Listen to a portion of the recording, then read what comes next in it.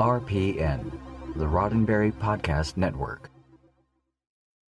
This episode of Mission Log is brought to you by Eagle Moss, Hero Collector, and the brand new official Star Trek Online Starship Collection. The first two ships in the collection, the USS Gagarin and the USS Chimera, are available now for only $29.95 each with free shipping at herocollector.com/STO. Mission Log, a Roddenberry Star Trek podcast, episode 361, The Ship.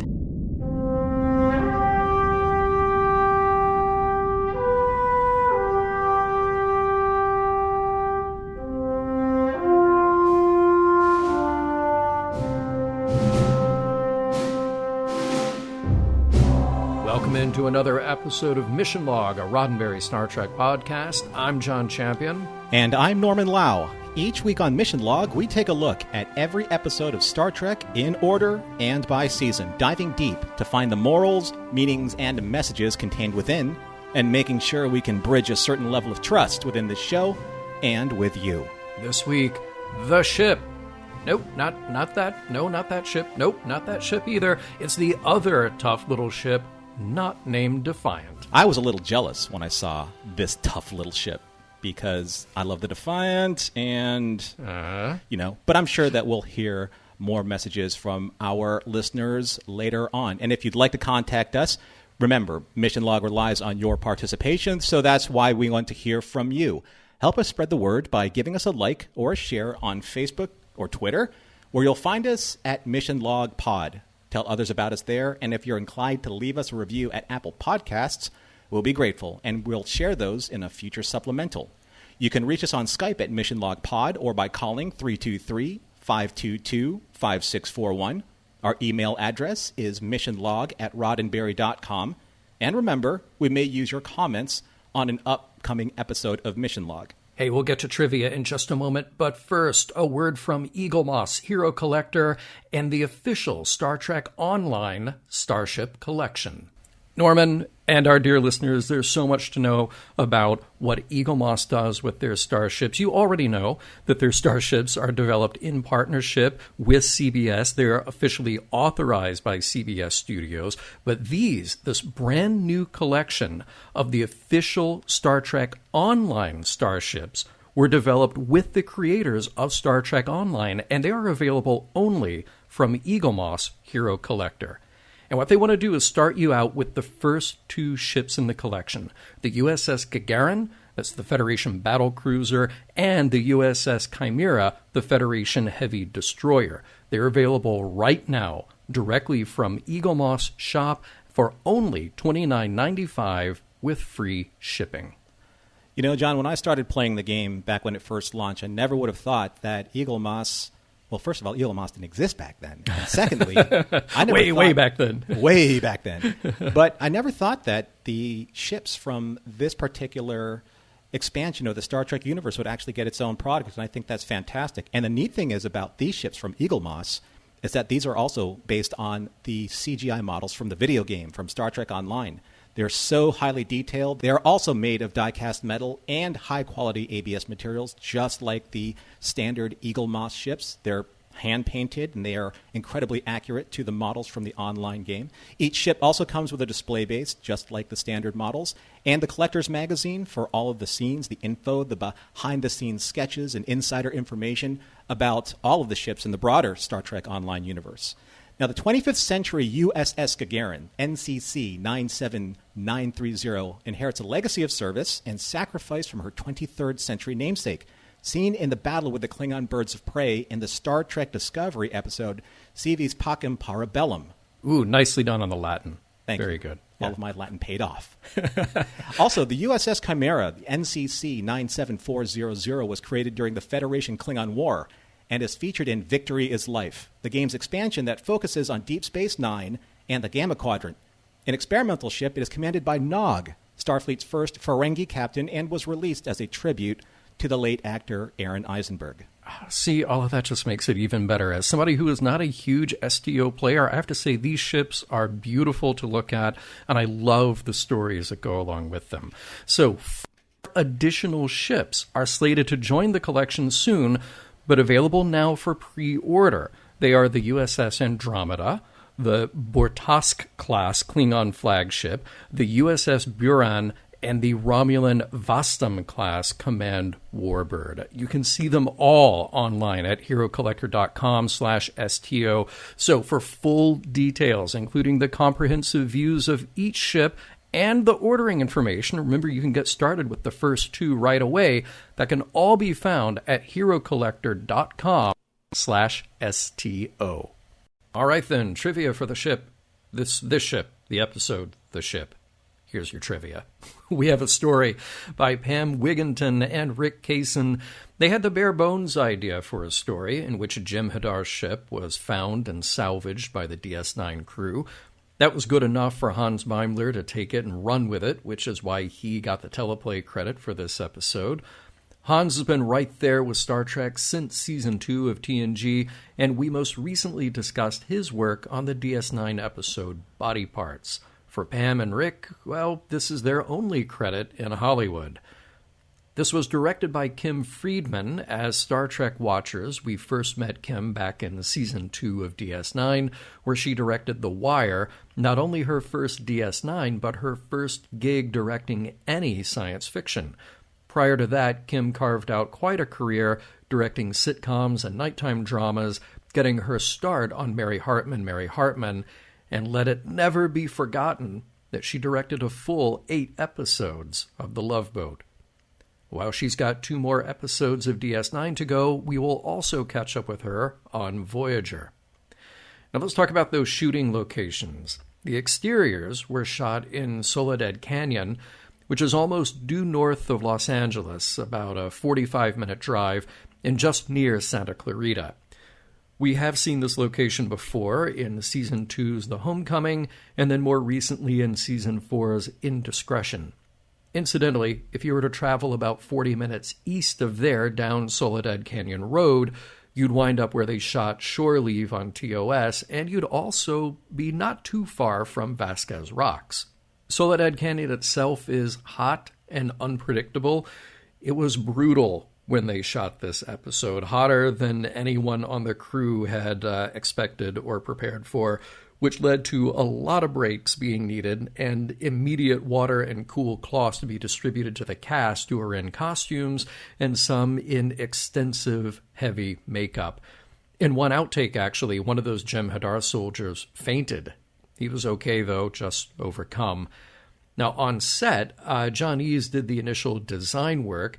This is the first time we've seen the interior of a Jem'Hadar ship, and he not only had to design that, but design it with the idea that it would be used upside down. That meant practical things like keeping the lighting out of the way so it wouldn't get destroyed by the actors walking around.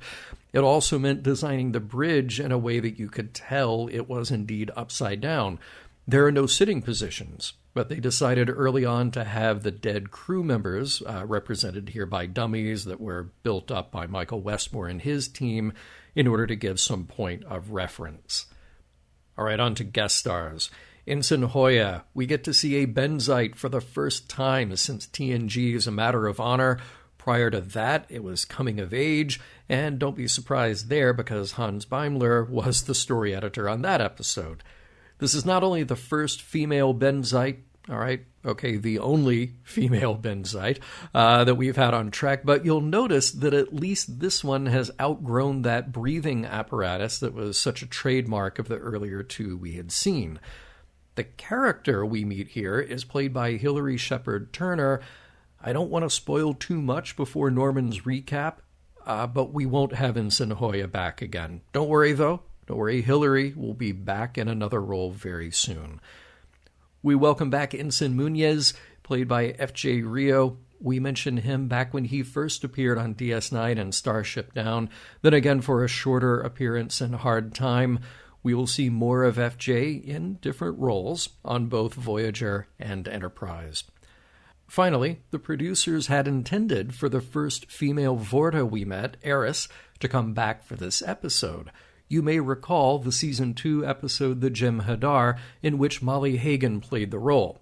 Molly wasn't available, so the new Vorta we meet here, Kilana, was played by Caitlin Hopkins.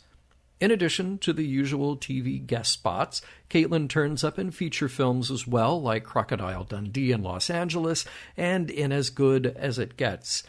Since 2010, she's been teaching and directing live theater, and she's been working on a documentary about the 1966 film Dutchman called Dutchman Revisited.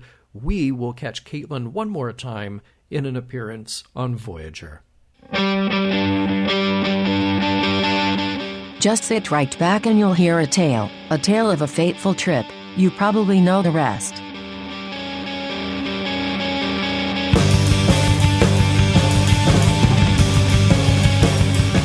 Prologue. On a mineral survey for Cormeline on the inhabited planet of Torga 4 in the Gamma Quadrant, Chief O'Brien takes a moment to teach young crewman Munoz the fine art of how to properly feign taking a break during a rather lengthy hike.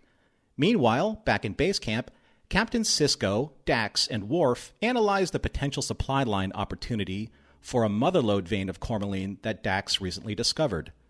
Suddenly, from an orbiting Federation runabout, the Benzite ensign Hoya contacts Sisko, alerting him of an unknown vessel that has fallen out of warp and is plummeting towards his location. It crashes intact as Sisko orders Hoya to scan for survivors. She cannot penetrate the ship's hull with sensors, so Sisko has her beam the away team directly to the crash site. Upon seeing the smoldering hulk buried halfway into the side of a mountain, Worf identifies the vessel immediately. It is a warship. A Jem'Hadar warship. Act 1. Dax informs Sisko that her tricorder scan shows the warship as mostly intact, as O'Brien and Munoz gain access to the ship through a troop-sized deployment hatch. Once inside, the Federation away team scours every inch of the ship and on the bridge, uncovering the fate of the crew. They were all killed. Evidence suggests that their bones were instantly pulverized from their inertial dampener failure and immediate acceleration, which would have thrown the Jem'Hadar crew against bulkheads with bone-crushing force. Seeing this as being the military intelligence find of at least a decade, Sisko has the chief start on a plan to get this ship space-worthy to haul back to Deep Space Nine and in the hands of Federation intelligence. Knowing that the runabout's tractor beam isn't strong enough, Sisko contacts Kira on Deep Space Nine for assistance from a ship with a little more muscle. Back on Deep Space Nine, Odo escorts Quark and Dr. Bashir to Major Kira, where she is already making preparations to bring the Defiant to aid Captain Sisko. It turns out that Bashir needed to import Regalian flea spiders to create a drug that would help the Major, but Quark, being ever the opportunist, had something else smuggled in as well. In a rush to get underway, Kira leaves Quark and the Doctor in the care of Odo's capable hands. Back on Torga 4, the Chief and Munoz are formulating a plan to use the Jem'Hadar ship thrusters to push it out further, making it easier for the Defiant to tow it from the rock face. Suddenly, Ensign Hoya alerts Captain Sisko that another Jem'Hadar warship has arrived, and tragically, as Sisko orders them to try and escape, all he hears over comms is crackling static as he, the Chief, and Munoz watch the fiery remains of their runabout crew fall from the sky. Act 2.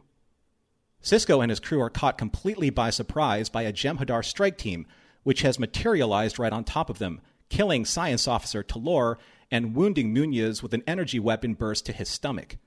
Sisko and his crew are forced to retreat behind the solid walls of the Jem'Hadar warship, regroup, and literally dress their wounds, especially Munoz, whose stomach wound is bleeding out more than it should.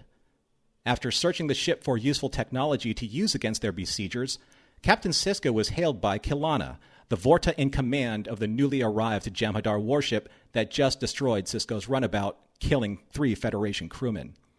Curiously, she offers to meet Sisko face-to-face with 1 guard each.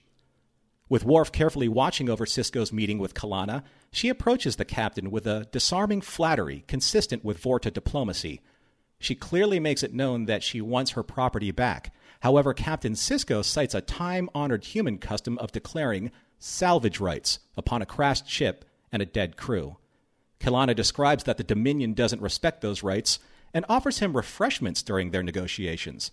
As she continues to try and charm her way towards a more agreeable resolution, a lone and camouflaged Jem'Hadar warrior slips past Worf and beams directly into the ship. Act 3. Kelana plies Sisko with refreshments and an offer to ferry his entire away team back to Deep Space Nine and to tend to the wounded. All that is needed is for Sisko to surrender the wreckage, but he firmly refuses her offer. Inside the warship, Chief O'Brien and Dax discover a foreign device newly planted on one of the bulkheads, and before they could react, that same Jem'Hadar soldier decloaks and overpowers them, but is killed before stabbing the chief. Killed by a buried conscious Munoz. Tending to his wound, the chief and Sisko surmise that there is an anticoagulant in Munoz's blood that was delivered by the Jem'Hadar weapon. Without proper medical care on board the ship, Munoz will die. A cold and callous fact that Worf shares, and one the chief doesn't even want to entertain or let Munoz overhear. O'Brien steps to Worf and makes it clear that Munoz's only hope is to keep fighting, and before the situation comes to a head, Dax separates the two, trying to let cooler heads prevail for Munoz's sake. As Sisko tends to an ever-worsening Munoz, Kelana contacts the captain and apologizes for her earlier deception.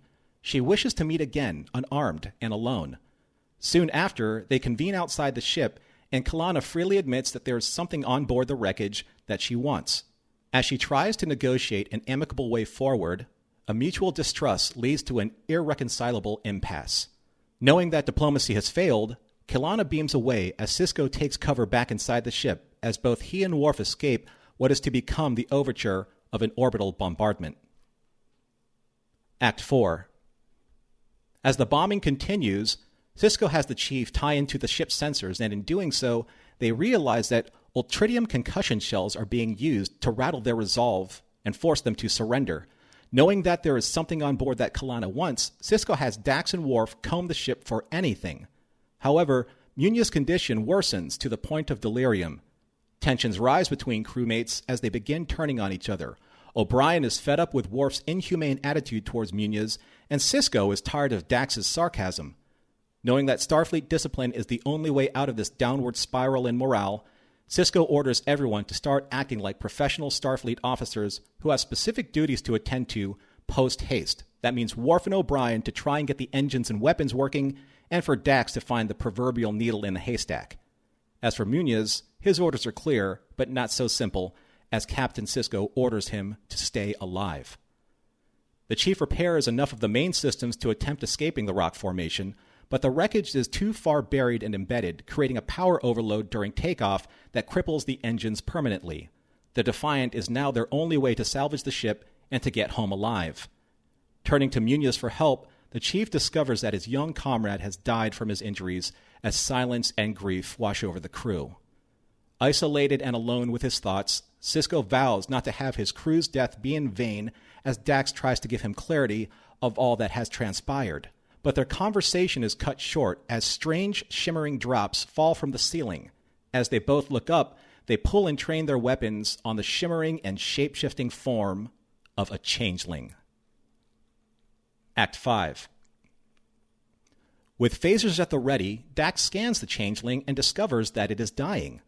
Instead of lashing out, the changeling instead writhes in agony for a brief moment, then stops shimmering and finally turns to dust as it cries out, one last time and loud enough for Kelana and her Jem'Hadar to hear. Knowing that they have lost all of their bargaining power, Sisko and Dax prepare for the worst. However, only Kelana beams directly aboard Sisko's ship.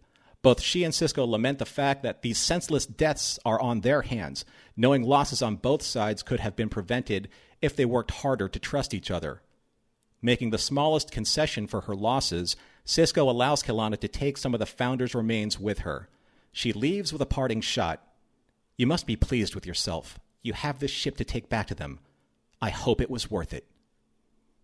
As the Defiant heads home with the warship in tow, Sisko is deep in thought about the 5 crewmen who died during this mission. Dax once again tries to comfort him, pointing out that all 5 of them knew the risks and died believing in the uniform and what it represents. But it's only a small consolation, as Sisko knows that if he had to do it all over again, he would have sacrificed them so that the technology discovered in the Jem'Hadar warship may very well save thousands, if not millions of lives in the future. Finally, in the cargo bay, Chief O'Brien sits while watching over the casket of Ensign Munoz. Worf enters and tells the chief what he's doing is akin to the Klingon tradition called Akvo, protecting the body of a fallen warrior from predators as they make their journey to Stovacor. Worf sits with O'Brien with respect to Munoz, and the chief responds, "I'm sure Kike would have liked that." The end. Heartbroken again, Norman. Right. Heartbroken that I didn't make a mistake on Munoz's name, but... Well, look, there is so much to say about Munoz here, and I obviously we'll get into it more. But right at the start, I feel like I have to point out the somewhat, maybe from the beginning, the forced camaraderie between him and O'Brien, and it's not to like take this episode down a peg, because honestly, I feel like they're doing everything right in the script. Like, they gave them some humor, they gave them some things to bond over. So even in the best of hands, doing that kind of thing in a script like this, it will feel forced, you know? So I like right at the top they decide, okay, we're going to go with age as a thing. That'll be one of the little gimmicks that we use to get between Munoz and O'Brien, is playing between their age difference, and these are not bad choices, but I feel like it. I don't know. Did you have this reaction as well? That okay, they have a couple of great actors, they have a great idea, they've got to build rapport. How do you even do that and make it feel natural, make it feel earned? See, I actually thought that it felt natural and earned. Really? To be honest with you. Okay. Yeah. Yeah. And I think it's because now I can see where we were coming from if we didn't get like their rapport built in Starship Down and in Hard Time, because he kept repeating. Even these like smaller occurrences where at least the chief, because the chief, we know that he's a non-com, we know that he's not an officer, and I love the fact that they built that at the very beginning. Where, I mean, I think it's funny that O'Brien's like, "Hey, take a look at this rock while I take a breather," and Munoz calls him so completely like early on that. It's like, "Hey, look, I know you're old. There aren't any rolling hills in Ireland or rolling mountains. There are rolling hills, and you're the old man." And I don't know. I always felt. It's a good bit. It is a good bit. I just, again, if somebody hands you this story and says, here, script this, and script it in a way that we feel their relationship and we feel their bond and we get it that they're buds, like, you've really, you've got your work cut out for you. There's only so much you can do to get that across in just a few minutes and a handful of scenes, taken in its totality of the show. So I like that we had Munoz before. I remember pointing him out in Starship Down that I really liked him, and I liked the others that we met along the way. I wanted more out of them, for sure. So I don't know. That it's one of those things. I don't want to lead this off like I'm pointing out flaws here in the show, because there's a lot of good stuff to talk about, no question about it. But it's one of those things that the more I watched, it's just like, they kind of had to do this by rote to make sure that they got those moments in. Did they always feel earned to me? So I was curious if they felt earned to you, and I'm glad they did, because again, I think they're written well. I just feel like you're kind of up against a wall here when you have to do that for the show. I mean, their relationship is expedited very quickly at the beginning, but I do like the fact that there are certain hints that they drop in which lead to other scenes later, like when Munoz calls him sir, and then O'Brien's like, "Don't call me sir, I'm not an officer, I don't like that," and then that leads to another scene which explains the kind of like Munoz predicament even further. And right. I don't know, I kind of like, I love how he's very aware of himself. He's very aware of his abilities and the courage that he has to muster and to show kind of like his grit and his quality in front of all the other officers. I feel that if in fact that he wasn't an officer and he's just kind of like this, I mean, he was an ensign, so I guess it's an officer, right? Yeah. He'd be the lowest. But actually, the lowest commissioned. Yeah. It would be O'Brien that would be calling him sir. Yeah, but it's like, right. the role reversal is you have this grizzled old war vet. You kind of like you equate O'Brien to being like kind of like the Sarge, right? Yeah, and then you right, have right. like this new recruit, albeit coming out of officer school, but he's just so green and he's just so fresh, and he has this whole career in front of him, and he looks to the older statesman for guidance and for seasoning, right? And Right, I don't know. right. I like the way that they played it off. I thought that I thought it was well done, and I thought it was earned. All right, fair enough. One thing that I am going to say here is that for the planet where they are, 3 weeks away, to me, still entirely too close to just set up a mining operation and hope all is good with the Jem'Hadar. I mean, there have got to be places in the Alpha Quadrant that you could work on instead of saying, like, well, we have this spot. You got to go through the wormhole to get there. And it's 3 weeks away from those people that will kill us any chance they get. Are we good? Should we just set up shop here?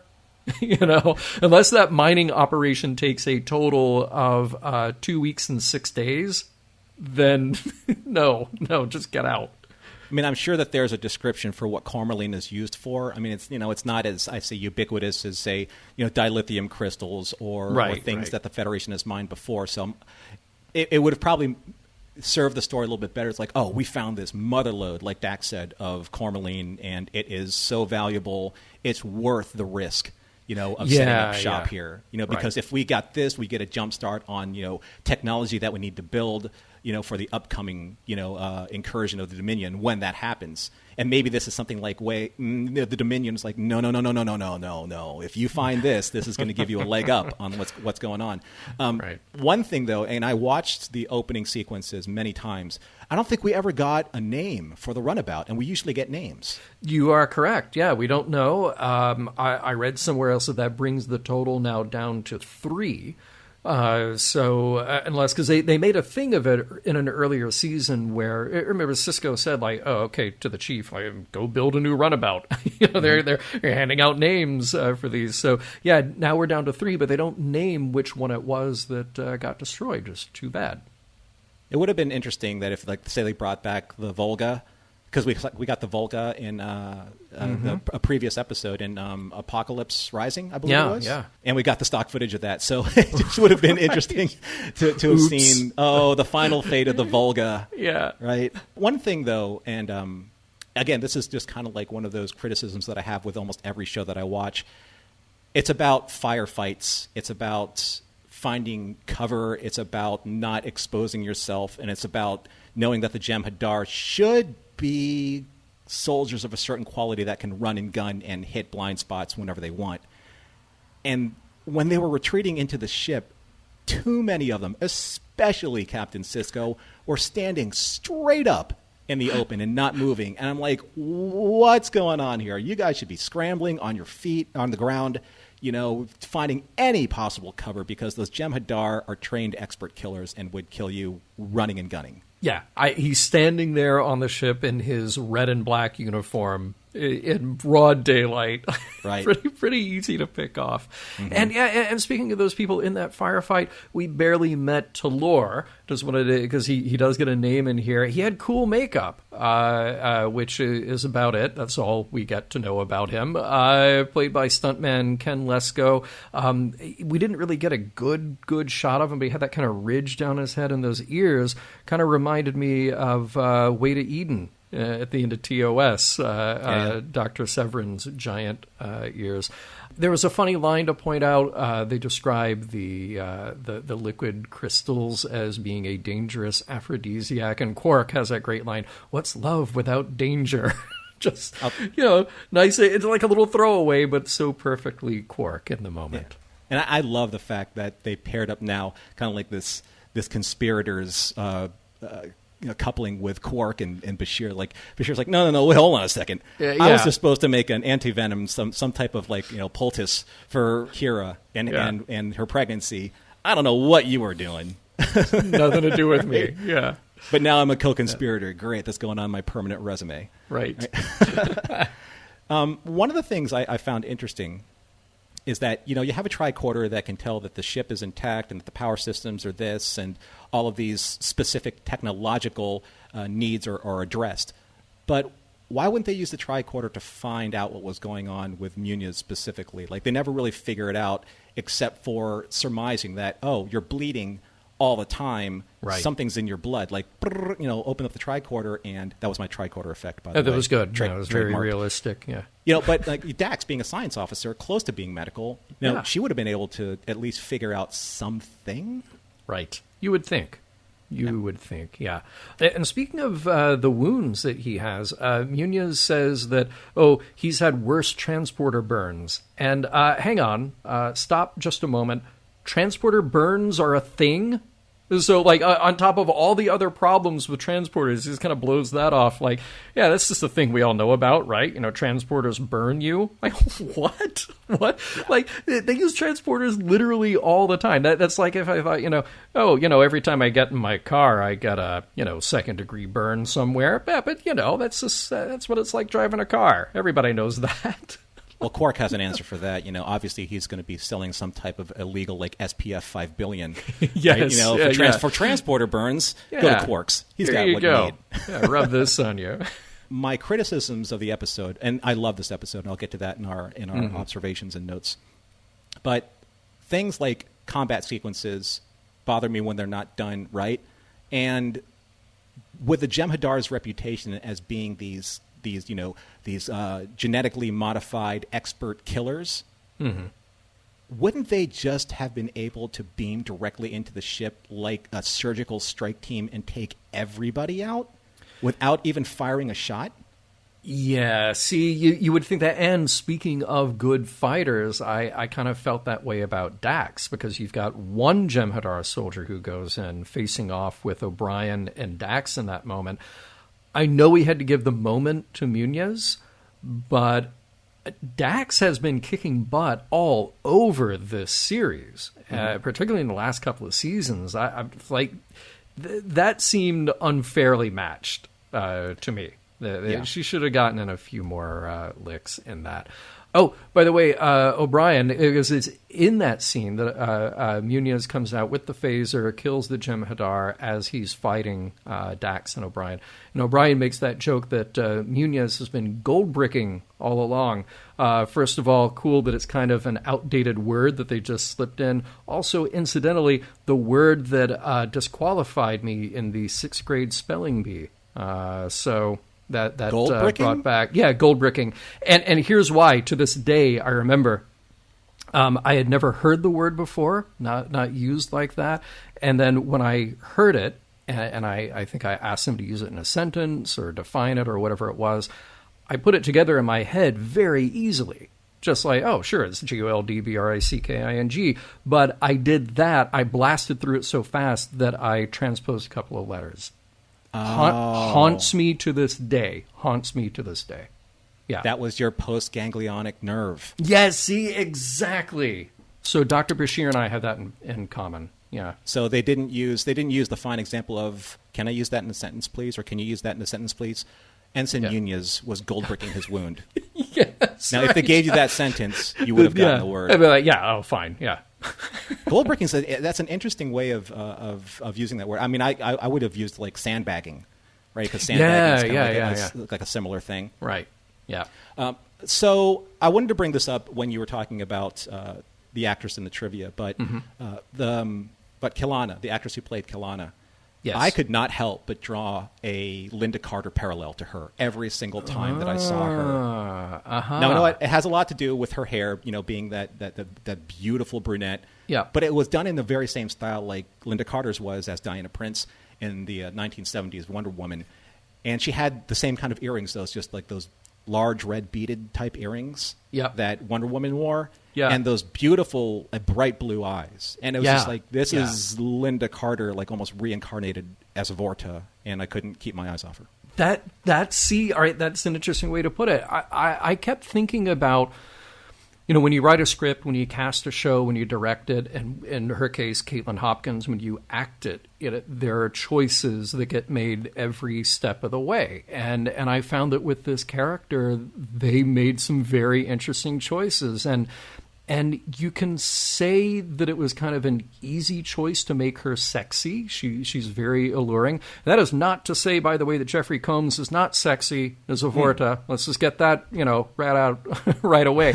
But it seems like the more you play with the Vorta, though, it's sort of like salespeople who will use whatever tools they have to manipulate you into what they're selling. Flattery, or being deferential, or using coercion, seduction in this case, and then maybe resorting to threats. But it was interesting to see her kind of lead with so many layers of that, but you also cannot deny that they're playing up this very attractive quality of her to to bring us in and bring in the characters as well. One other really important thing here about Kalana the Vorta, she has some food. She has food. I got to mention that. Kilavas and something to drink. We never see what they're drinking, but the Kilavas, I'm just going to go like the Vorta version of dates or maybe dried apricots or something like that. I couldn't really see it. Of course, Sisko turns it down because it might be poison to him. But it raises a really important question for Kilana, or any Vorta for that matter, traveling with Jem'Hadar. Is there always just a Jem'Hadar soldier behind her ready with a tray of food and drinks? Because suddenly, to me, much more desirable to have some Jem'Hadar around at all times. Well, it's part of their genetic programming. You have to have, the servant's needs programmed into the Jem'Hadar, because you don't know when you're going to have, Kilava at the ready when you need it. Yeah. The interesting thing, though, about that scene, and I kind of bookend it with when we met Wei-Yun the first time, when he appeared with the Jem'Hadar, they had to work together. That was To the Death, during To the Death. Mm-hmm. And she kind of executed the Vorta playbook almost to a T, where you play up the respect and admiration, and you try and drop the guard of whoever your asset is going to be at the time. In this case, it's going to be Sisko, trying to get what she wants from him. So she tried the charm, she tried the flattery, she tried the gifts, she tried the food. And then you could see over time with each subsequent meeting, the tactics change from coercion to threat. And to finally this kind of after the fact, the resolution. But that she was going through kind of like the cold callers playbook. They have that flow chart. If they say no, then go to this. If they say yes, then go to this. If they say no, then go to this. And you keep trying and trying and trying until you're out of options. And then what happened. It's like a new book. It's How to Win Friends and Influence Starfleet, written by all of the Vorta. The whole episode came and went and nobody checked the glove compartment. I bet the owner's manual was in there the whole time. Or maybe just the changeling.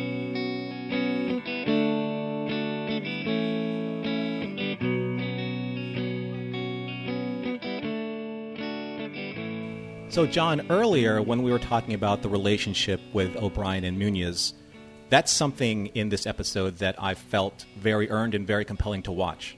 And here's why. Because rarely do you see a main character and a support character build this kind of relationship that's very meaningful within the actual episode. Obviously, we know the circumstances that happened to Muniz and how hard that O'Brien tried to fight to keep him alive, and the honor of doing that, even though that Worf had his disagreement with that. But there's definitely a father and son type relationship going on where O'Brien kind of like wants to pass down his wisdom, to this very young officer, even though that O'Brien is his subordinate in a way. There is something that's very, I think, just genuine. It's very organic for me. I felt that there's that great kind of band of brothers type scenario where you're dealing with this older, grizzled war veteran who's trying to make sure that his enlisted men stay alive. And this leads a lot to a lot of what we've seen with O'Brien being this war veteran, this person who hasn't had the luxury of sitting in the quarterback chair when his superior officers are telling him to go fight wars. The Cardassian War in particular, and how it led to his PTSD and hard time, or compounded upon that. So I like that with Muniz and O'Brien. I like the fact that O'Brien's like, you know what? You got some things to learn, kid. I'll take care of you. And just, keep your ears open, keep your eyes open, and you'll learn a few things, and maybe you'll get home alive. It's really See, it's the kind of relationship that I really wish we had had more of in Star Trek up to this point, just overall. Because when we do see sort of a relationship between a superior and a subordinate, sometimes it's usually not the great ones that stand out. Like at the very beginning of Next Gen, you had this kind of weird, contentious, like Picard almost hazing Riker to give him this trial by fire to make sure that he's okay to be the first officer. And then you've got Riker then with some very strange relationships with the people who are subordinate to him, like Ensign Rowe. And this is a more kind of like heartfelt, genuine way to approach that, where it's people who have been through not the same exact experiences, but some similar experiences. We know that Muniz has things to learn. We know that O'Brien has this very rich history, this very complex history as a character. I think the thing that would have made it even better for me is that if we'd gotten Muniz in, say, a half dozen episodes instead of the 3 that we get. This is the third and final, obviously, final time that we see him in this role. And, look, it's unfair because hindsight is 2020. It's sort of like when you have this script idea and go, oh, wow, this is how we have to do this beat in this show. Man, if only we could have gone back 4 or 5 or 6 more episodes to really flesh out this relationship. That said, at least they got to do this with Muniz and didn't just create a new character to have this moment. So for me anyway, I feel like I got part way there. But again, it's like the constraint of a 48-minute show, and you've got to get in not just the plot line, but you have to get in these character moments as well, and make sure that we all feel it. Let's talk about. I'm going to lighten it up here. Let's talk about the death of Muniz. Because feel good scene of the summer. Yes. That's very central to the episode here. But what I think was this interesting question that was raised is this debate between O'Brien's and Worf's different approaches, and you've got Dax sort of running interference there. Is it better, in your opinion, to face a harsh reality or to accept a comforting delusion? Because I would say if you go back and listen to pretty much any episode of Mission Log, I will say without fail, it's better to just have the truth. Whatever the truth is, like, let us go find that truth and let's deal with that. Because that is where we'll be able to form accurate and informed opinions about a course of action. Mm-hmm. But is there some comfort or some benefit to hearing encouraging words, even if they aren't true? And I think what we see here in this episode is maybe the best version of that. So Muniz isn't being sold a bill of goods. He isn't being told, like, oh, hey, the Defiant's right around the corner. They'll be here any minute now. They're not lying to him in that respect. And they're not doing this thing like, oh, you'll be in a better place if you die. Like, they're not. There's none of this stuff. It's just sort of, hang on. You hang on. We are going to do everything we can for you. That's all he's being told. I mean, Sisko says, your order is don't die, which is great. And his friends and his crewmates, they're there for him. Now, Worf says bluntly, he will not see tomorrow. Says that to O'Brien, and with Dax overhearing it. Strong line. And what I like there is that they're writing Worf consistently, because that is the kind of thing that he would say seriously, like it is here, or as a joke, as he has done before, where he's saying exactly the blunt reality with no sense of a filter in place. So it's very clear, it's very obvious you have to give that line to a guy like Worf. But how do you feel about this moment? How do you feel about this debate? I've tried to sort of rationalize it as best I can. Well, this is a really central point of this episode, one of probably two that really I'd like making mention of. And the question that is raised to me when Worf said what he said is there honor in just surrendering to the inevitable? Is that honorable? Because I've always believed that as a warrior or as a soldier, the honor is trying to stay alive and get home. That's what Miles is all about. He's like, I want you to survive. I want you to live. I'll teach you any tricks in the books. But the biggest trick that I can teach you is to get behind the fact that there's still hope. There's still always the option. Isn't that the Starfleet way? Yeah, right. And that's where I still come to a little bit of a contention with what Worf says, because sure, that's the Klingon approach and attitude towards what's happening with Munoz, but Worf is still a Starfleet officer, and he has to, by nature of example, has to toe the line of there's always the possibility of hope. There's always the possibility of getting out alive, whether it's on your own, on the onus of you staying alive, or all of us working together to keep you alive. We don't give up on each other. We don't give up. That's the Starfleet mantra, right? And when he says, nope, he's going to die, let's move on with it, just tell him what the cold hard truth is. I don't think that was fair. I don't think that, especially in front of somebody, instead of, that's basically like if you're on a team and you're getting, pretty beaten up by another team, and all of a sudden your quarterback says, we're done, give it up. Let's just pack it in and go hit the showers. Yeah. Because it's not necessarily the morale for now, it's the morale for later, right? What does it do to the team, the teamwork and the camaraderie when you start having that type of mentality or attitude infiltrate the entirety of what you're going through? And I think that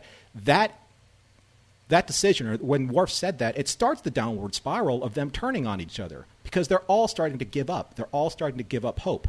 They're all starting to see there's no way out of this situation. There's a darkness that's coming that we can't beat. That's not Starfleet. Starfleet is always about trying to find a way out. And to really put a finer point on it, this is all actually Sisko's fault. Oh. Because Sisko should have thought of his people first and the prize second. The prize was the ship. And if he let Kilana get what she wanted, he could have gotten Munoz out of there and gotten him help. But, and that's the question that I wrote down in my notes for myself and for you, is Sisko justified in withholding his trust from Kilana? He's dealt with Jem'Hadar before. He's dealt with Vorta before.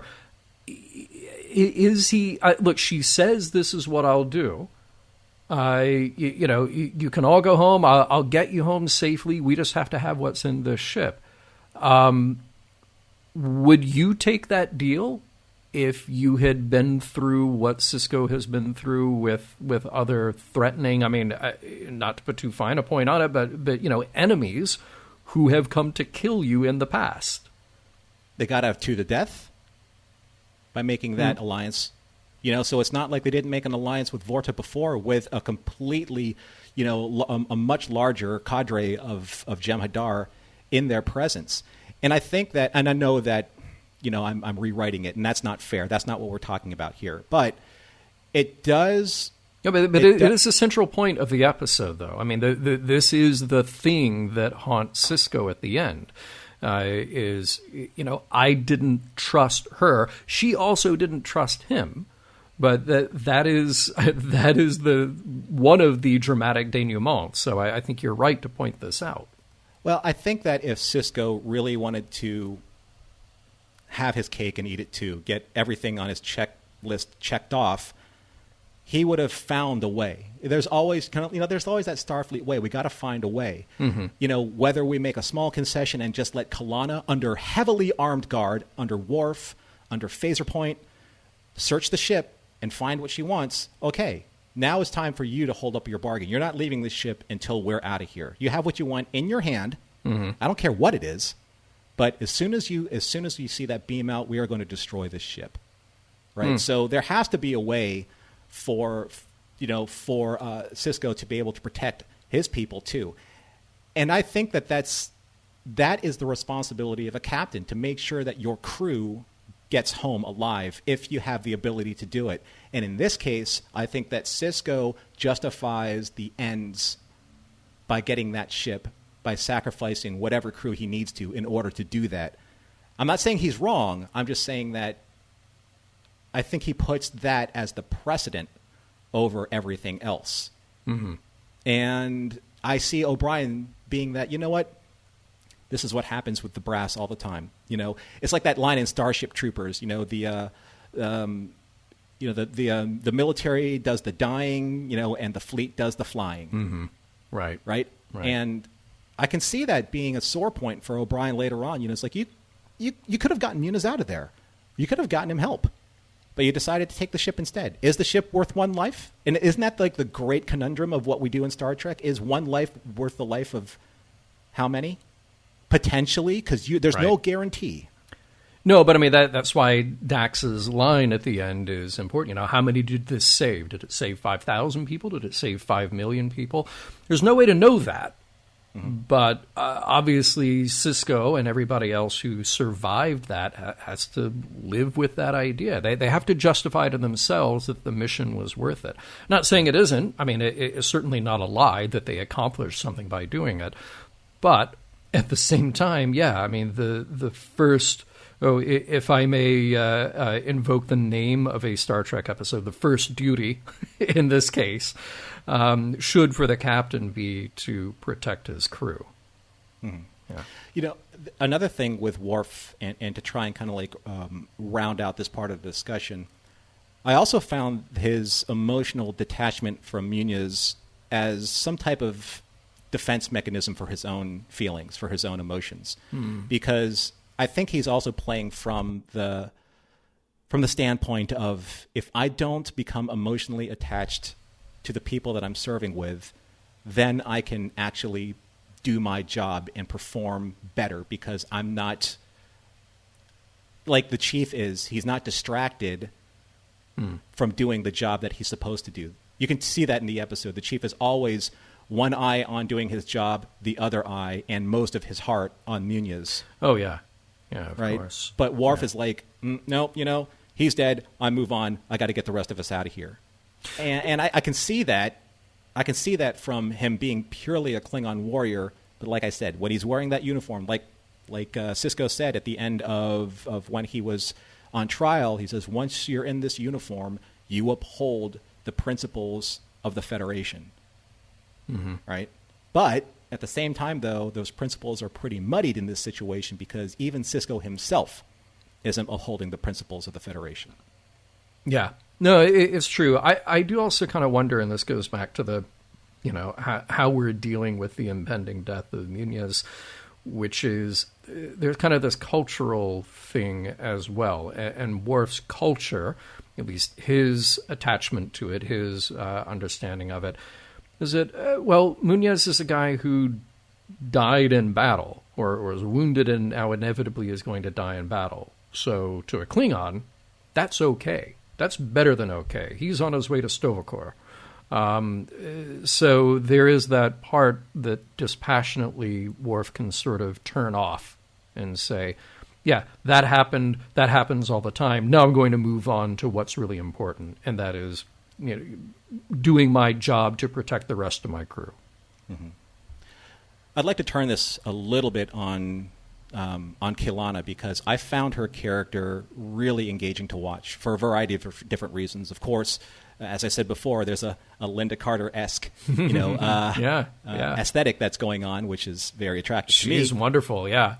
But at the same time, though, because of the way that the Vorta use diplomacy as their first rule of engagement, it seems that already, in and of itself, already put off Sisko to not trust her. It seems that I've seen this before. What's your next step? Because if I know the Vorta playbook, this is Sisko kind of talking in his head, then you're going to do this. And if I say this, then you're going to do this, which proves the point that now I know that I can't trust you because you've hit 3 of the checklists of what a Vorta does. And you're just going through the Vorta playbook. But at the same time, though, I actually do believe that she was trying to negotiate some type of mutual agreement that everyone can come out a winner in some respect. But this is a great question, though. How do you tell the difference?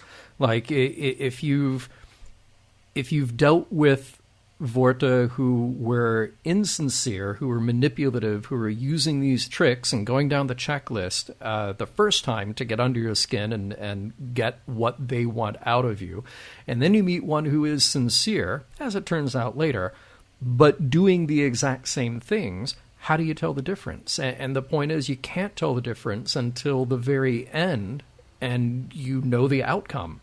There's no way to tell. You know, I know that I sort of in a less consequential version, you know, we've all like been in a store or, you know, something complicated like shopping for a car or a mattress, which for some reason is worse than shopping for a car.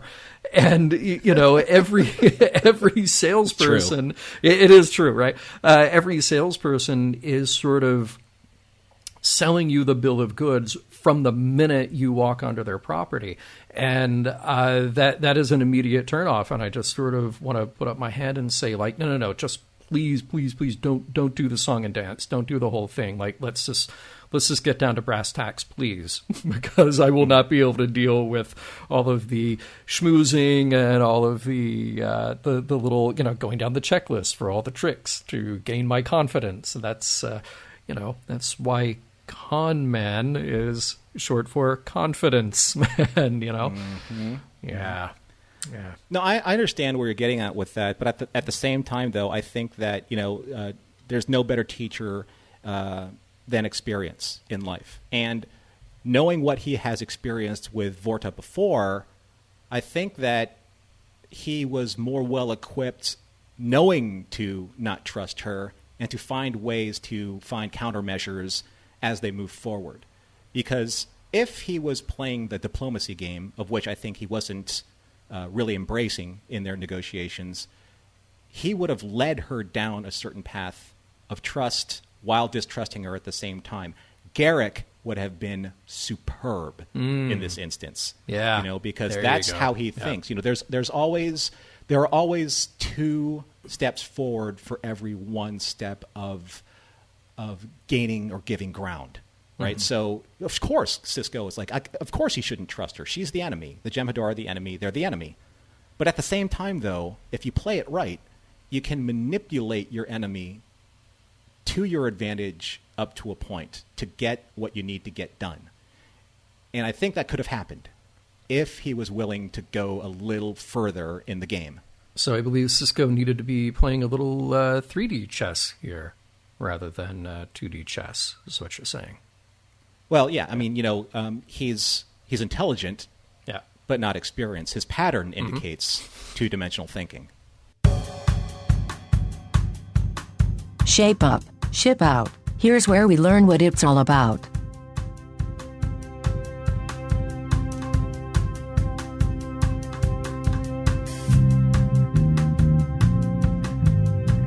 You know, Norman, it's been said that you can't have Star Trek without a ship. And finally, here we are in the episode of DS9, The Ship, the one about the ship.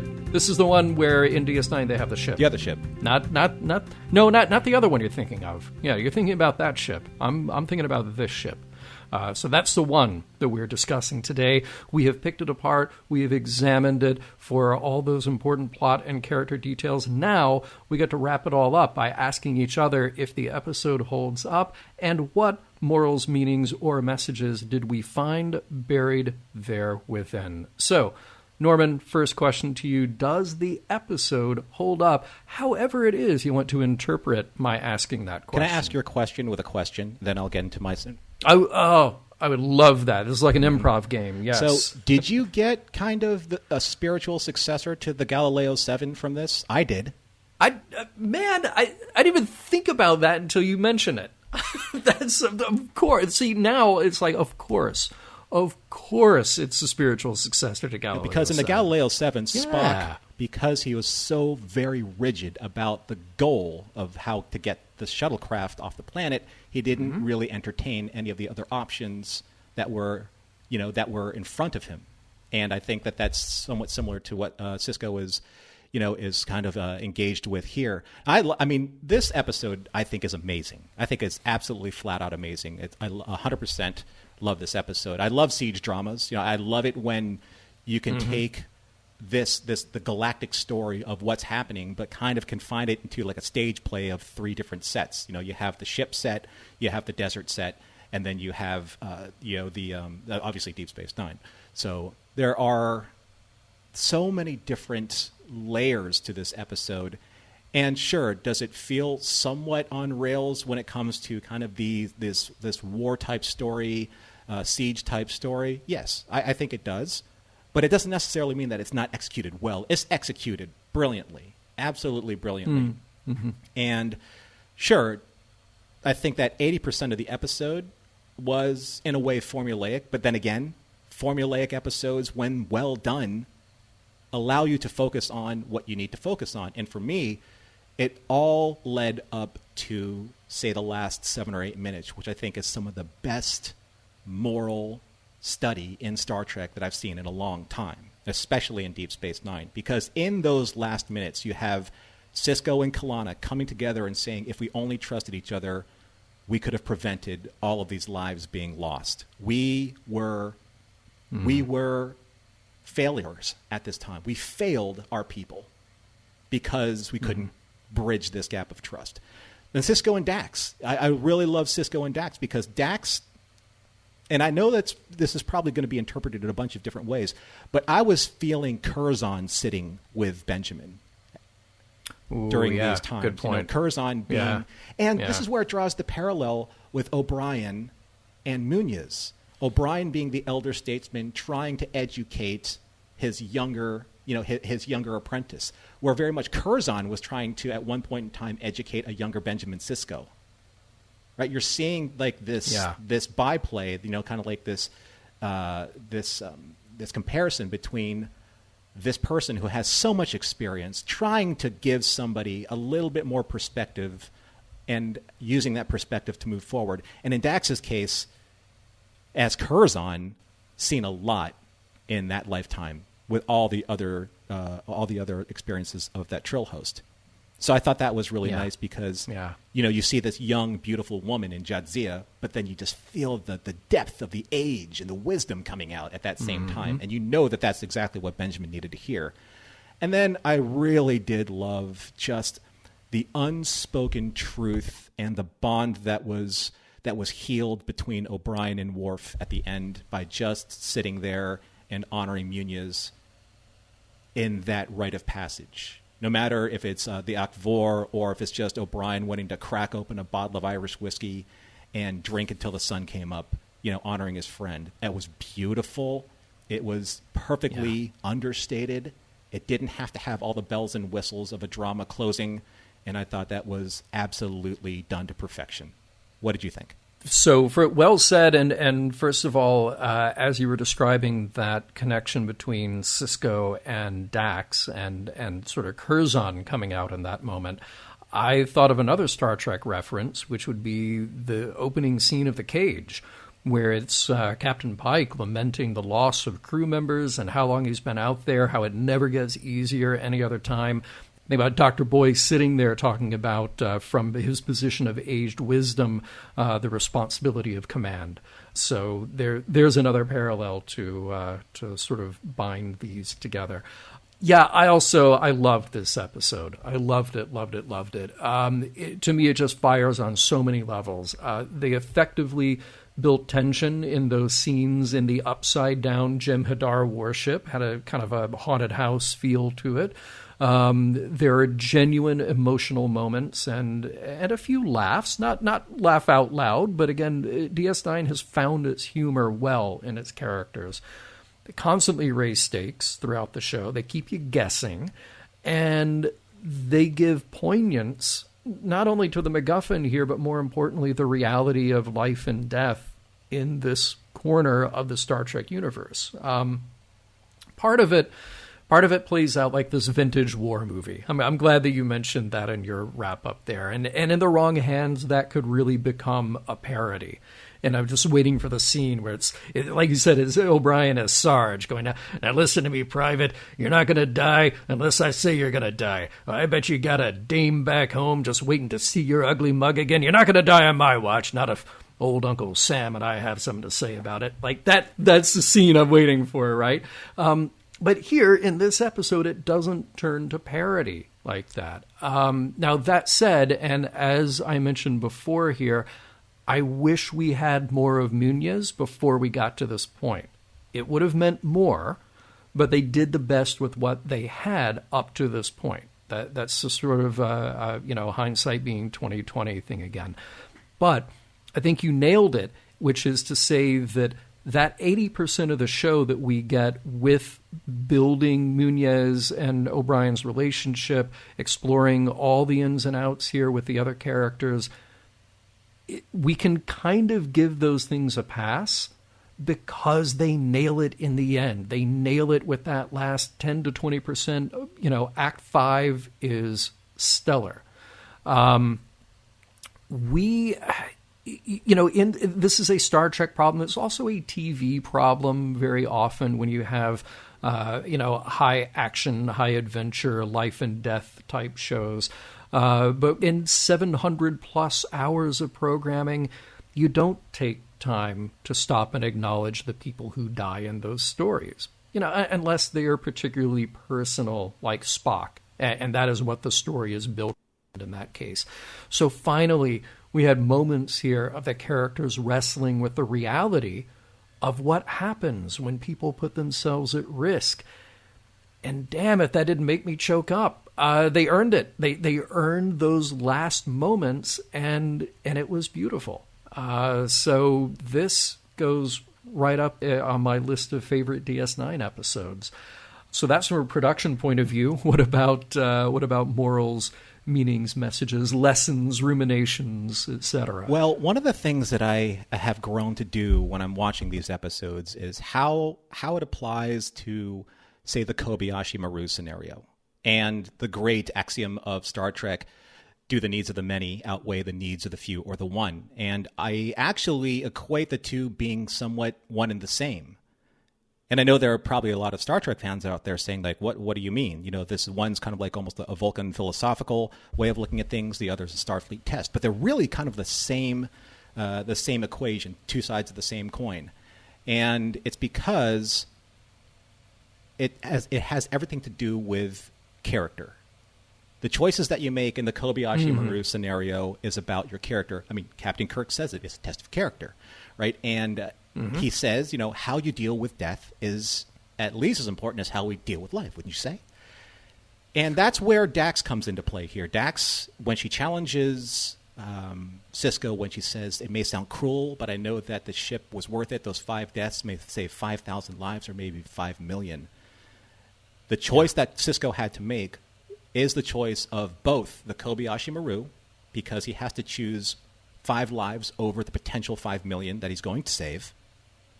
And at the same time, though, he has to choose between that was, the needs of the many of these 5 million lives outweighing the needs of the few, those 5 or the 1 Munez. That all is coming to play here. And when I finally realize that that's happening, especially towards the end, that is when an episode to me says, this is the Star Trek that speaks to me so clearly, when it brings all of these dynamics right to the very pointed end. And the other thing that really stood out to me was this issue of the burden of command. The burden of command that Sisko has to carry forward. And I loved this interplay, like I said, the last couple scenes with Dax and Sisko, where Sisko asks Dax, and I think they're in the mess hall of the Defiant. He said, when you were at the academy, was Professor Somak teaching? And Dax says, moral and ethical issues of command. When I heard that, my ears perked up. I'm like, okay, here it is. Here it is. They actually say what we're trying to get to in the end of this episode. Yeah. And Sisko says, I remember her favorite speech, quote, always maintain emotional distance between yourself and those under your command, end quote. And Dax says, it's good advice. This is the reason why I brought that up with Worf, trying to distance himself emotionally from what is actually happening to Munez. Yeah. So I asked this question. Dax says it's good advice. And I say, is it though? Is that good advice? Because when you put a captain in this situation, in the decision of command, and putting him with the burden of holding on to these memories of these lives that he has put in harm's way time and time again, that has to distance themselves emotionally from the people, as this Professor Somak was saying. But it also isolates them from their true feelings and what they could have been if they allowed themselves to just reach out emotionally and connect. And the way I see it, it's very much like how we see Picard at the end of All Good Things. You can tell when he walks into that poker room and everyone just kind of takes a pause and they're like, oh, the captain's here. We must have to be, there must be something important, or we must have to go on duty. And he's just like, no. And he sits down and he looks around and he goes, I should have done this a long time ago. You can feel the regret in that scene. But you can also feel that he's found the way to move forward and to turn that crew into a family. Yeah. Yeah, that's a new beginning. And it's fantastic for him, because you can't simply, you can, but it's no way to live. Live your life just looking at the people around you as sort of the numbers in the game. So what Somak says is, sure, there may have to be some sort of level of emotional distance from everything that happens, but if you have no compassion, if you have no connection to the people that you work with and who work for you, under you, in your command, really, what is the point of you even being there? That was a great Picard moment. And I think, honestly, so I'm not that far off from your messages as well. What comes across very strongly to me in this episode, and it shouldn't be a surprise to anyone who has watched this episode, is the rumination on all the ways that trust either drives or even confuses our actions. Sisko didn't trust Kalana. Kalana didn't trust Sisko, and they both learn a lesson from that. All those dead Starfleet officers put their trust into their commanders and into their sense of duty, into Starfleet itself. And then there is the trust in our actions, that even if something goes wrong or if we take a beating along the way, there is still the trust that we made the right decisions. And that's that conversation that Sisko and Dax are having at the end. I think there's also a great thread here about recognizing shared humanity. And yes, I realize as I say that word, humanity, I realize that we're talking about aliens, but they are us. So we'll give ourselves a break here with that. Sisko and Kalana had a moment of recognizing what's at stake for each other. You mentioned that mutual failure there. That's an important moment for both of them. Sisko recognizes the humanity of those who serve under him. Dax recognizes the human toll that has on Sisko. That is such a powerful scene. And finally, Worf and O'Brien, who have come at Muniz from opposite ends, but they recognize each other's compassion and concern. And when Worf says, we will both keep the predators away. Damn it, do not make me cry, Worf, Norm, you listening? Just, that, it gets me. It gets me. It will get me every time. I love it so much. Mission Log is produced by Roddenberry Entertainment, executive producer Rod Roddenberry. Our website and your opportunity to comment and connect with us is missionlogpodcast.com. If you would like to support Mission Log directly, you can do so at patreon.com/missionlog. Enjoy all the great Roddenberry podcasts at podcast.roddenberry.com, where you'll find Women at Warp, Priority 1, The Trek Files, your daily Star Trek news, and Shabam. Shabam! And for more Star Trek news and discussion, be sure to visit trekmovie.com. On the next Mission Log, looking for Parmak in all the wrong places.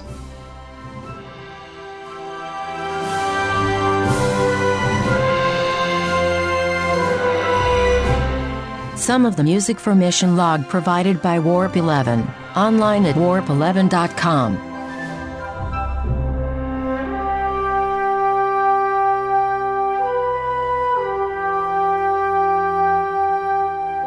For those of you who have been shipping Worf and Dax, that ship doesn't set sail until next week.